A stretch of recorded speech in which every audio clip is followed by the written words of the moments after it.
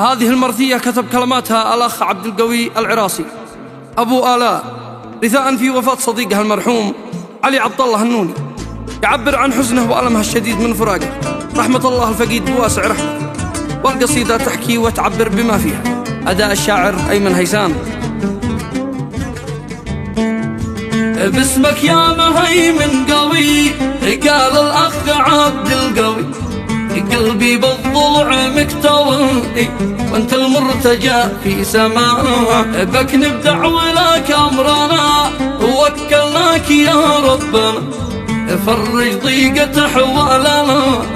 جاك العبد رافع يداه، يا ألاضي يا مهجتي سلت دمعتي يا ابنتي، بالله امسحي دمعتي وسي قلب ابوش في أساه، اليوم جاني أسوأ كلام يا بنتي مثيل السهام، في موت الصديق الهمام دي لا يمكن انسى وفاه، الصدمة واقعاه يا بشر شغل عريس انتحار، جا من غربته والسفر يتعرس واصبح عزاء،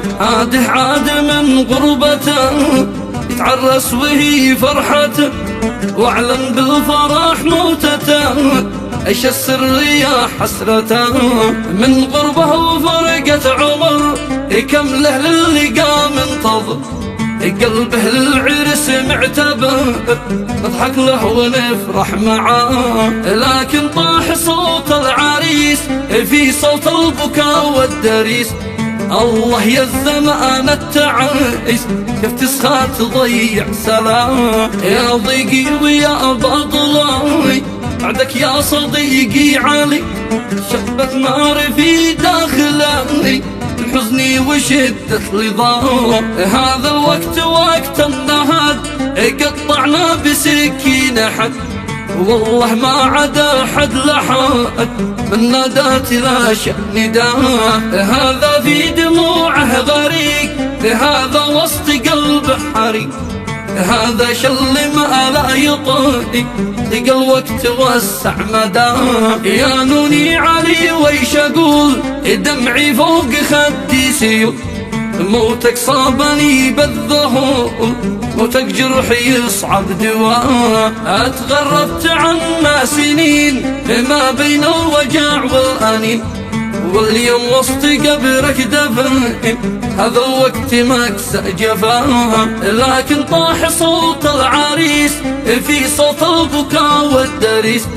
الله يا الزمان التعيس كيف تسخى تضيع سلام، من يومين قبل الرحال عد كان اتصل لي وقال شوقي لك يشق الجبال، قلبي فيك يروي ظما، يا عبد القوي لا تطول عجل باللقاء والوصول، مالي غير شوفك حلو صار الموت قبلي وجاه، يقدر السما جاوبي كيف تسخين في صاحب، شليتيه من جانبي وحرمتي عيوني لقاه، وحرمتي عيوني لقاه، يقدر السما جاوبي كيف تسخين في صاحبي، شليتيه من جانبي وحرمتي عيوني لقاه، سامح يا علي صاحبك بيت الموت خذني معاك، وادفن يا علي جانبك قلبي لاجل قلبك فداك، ما تهنيت في غربتك ضاعت بالزمان فرحتك، يا ذا الوقت لا سامحك كيف ضيعت غربة شقاك، الله يا علي يرحمك في ثوب الرضا يكرمك،